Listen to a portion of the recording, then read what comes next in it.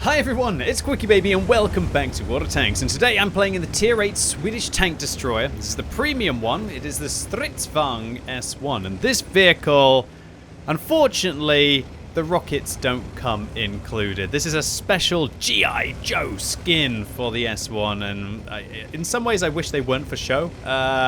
Actually, no. If we're thinking about how much wargaming would probably mess up rockets inside the game from a balancing perspective, probably glad that they are not included on this toy tank.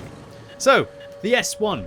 This vehicle has the highest penetration of any tank at Tier 8, which means that you don't really need to go and dab the 2 key and fire all the gold at your opponents.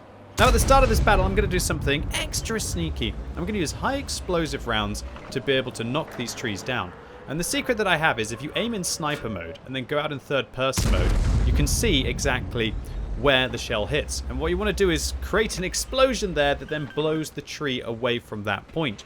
Now keep in mind you can do this with any caliber of shell. However, lower caliber HE shells have less splash radius. So if you want to do it with the really low tier tanks or tanks that just have very low caliber guns, it can actually be quite tricky to do so. You can still find out what the splash radius is. It actually still says damage radius 1.91.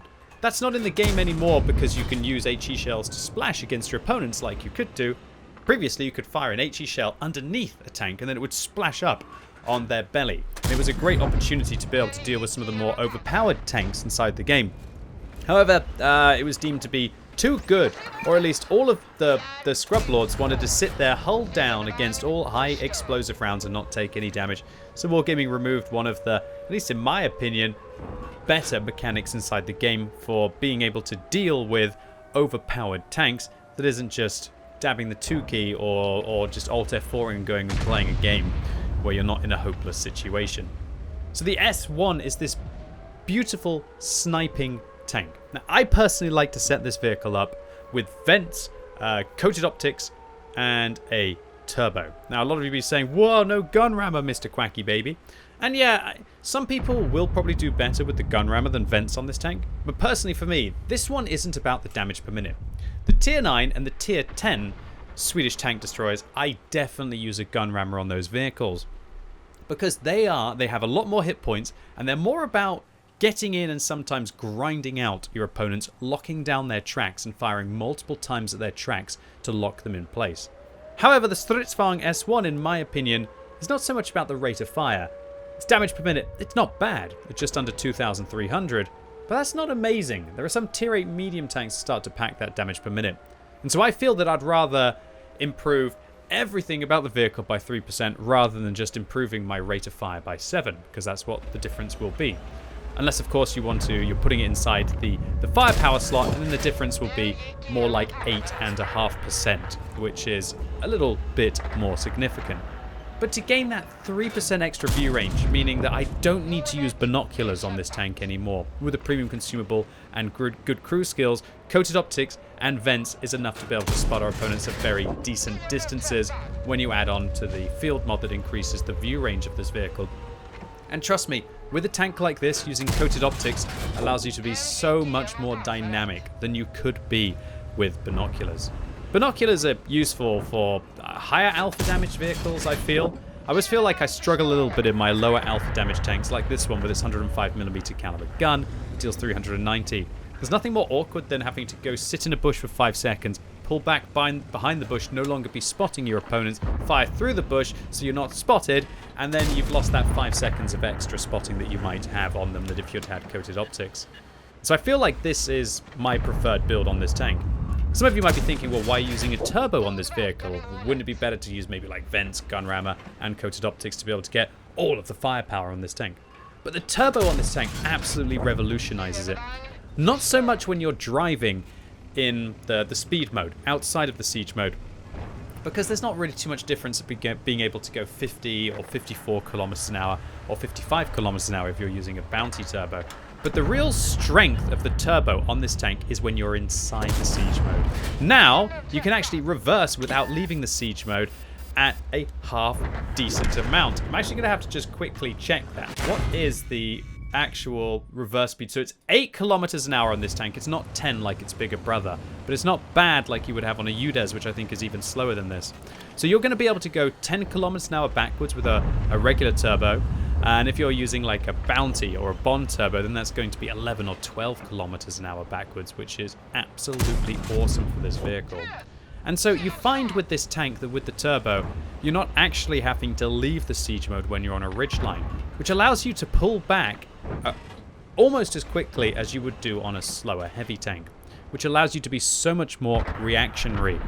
And in a game like this, when your team is down by a tank and 2,000 hit points, you need to be as reactive and reactionary as possible. And so the turbo really allows you to do that. And I use a turbo on all of my Swedish tanks that have a siege mode. And it's looking like maybe possibly even a German tank destroyer coming up with the new season of the Battle Pass that'll be coming up in June. And I'll definitely be taking a look to see whether that vehicle, the German tank destroyer at tier 9, is going to be worth using a turbo on, or even if it's worth spending your 27 tokens on. Alright, so this game is about as close as it can get right now. We're still down by 2,000 hit points, even though we've done 4,600 damage that we've seen.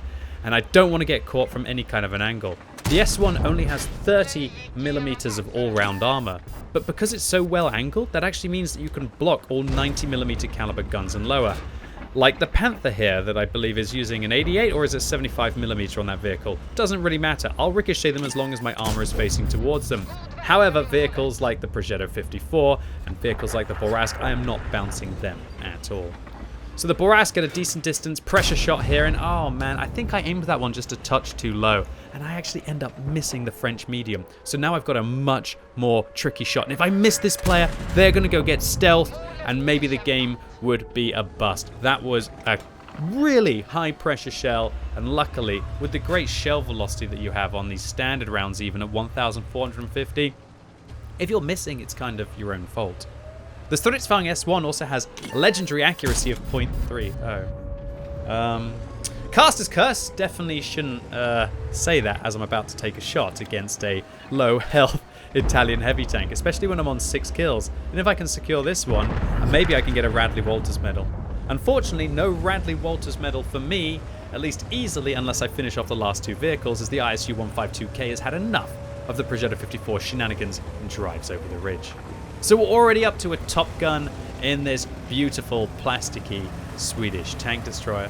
Some people absolutely love the skins like these, and some people absolutely detest them. And I can totally understand both points of view. And it's very interesting when wargaming create content like this that is so polarizing.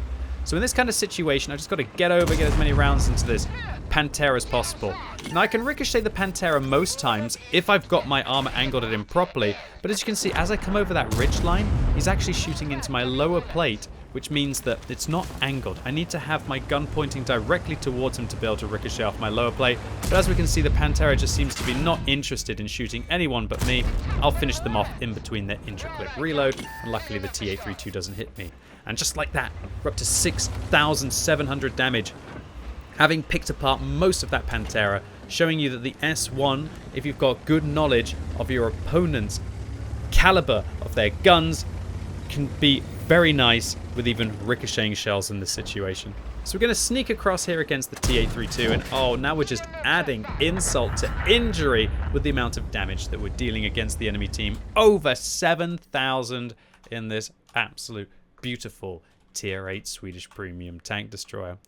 Now, I don't usually end up playing this one all of that much, because while it is fun, it just doesn't really have the damage output and the armor that the tier 9 and the tier 10 tank destroyers do. And it's one of those kind of situations as to the tech tree tank, the UDES, is actually probably a little bit more interesting to play than this one.